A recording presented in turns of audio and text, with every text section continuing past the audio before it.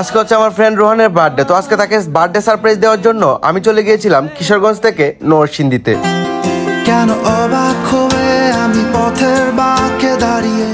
Hello guys, কি অবস্থা, কি খবর সবার? আশা করি সবাই ভালো আছেন। So welcome to my new blog. Guys, আমি এখন আছি হচ্ছে কিশোরগঞ্জ রেলওয়ে স্টেশনে। তো আজকে হচ্ছে আমার বেসিক্যালি এক বন্ধুর জন্মদিন, তো তাকে সারপ্রাইজ দেওয়ার জন্যই যাইতেছি হচ্ছে নরসিংদী।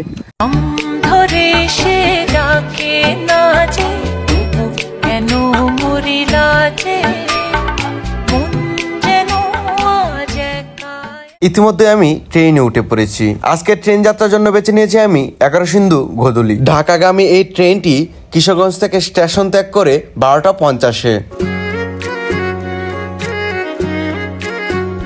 সখী তোমারে বাঁধিব, তোমারই থাকিব।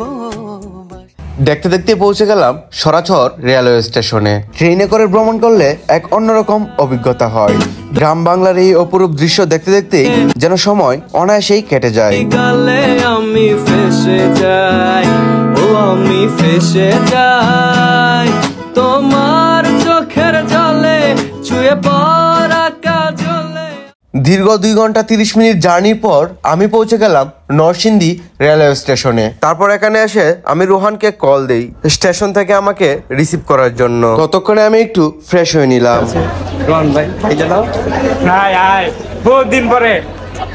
তারপর আমি চলে গেলাম অপেক্ষারত বাকি বন্ধুদের সাথে দেখা করতে।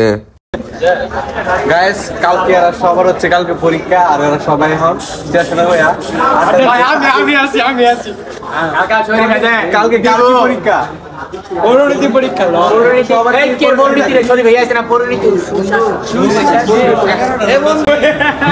তারপর আমরা আড্ডা দেওয়ারত অবস্থায় একটি রোমান্টিক সিন দেখতে পাই, যা আমরা ক্যামেরা বন্দি করি। তারপর বাকি বিকালটা আমরা ছবি তোলা, গান শোনা এবং আড্ডাবাজি করেই কাটিয়ে দেই। সন্ধ্যার পরে আমরা চলে আসলাম কিউকেইকে রোহানের বার্থডে সেলিব্রেশন করার জন্য।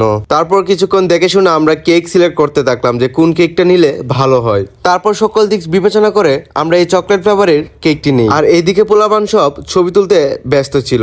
কে কার আগে ছবি তুলবে এবং কার ছবি বেশি সুন্দর হবে তা নিয়েই এখানে চলছিল গবেষণা। দীর্ঘক্ষণ ছবি তোলার পর অবশেষে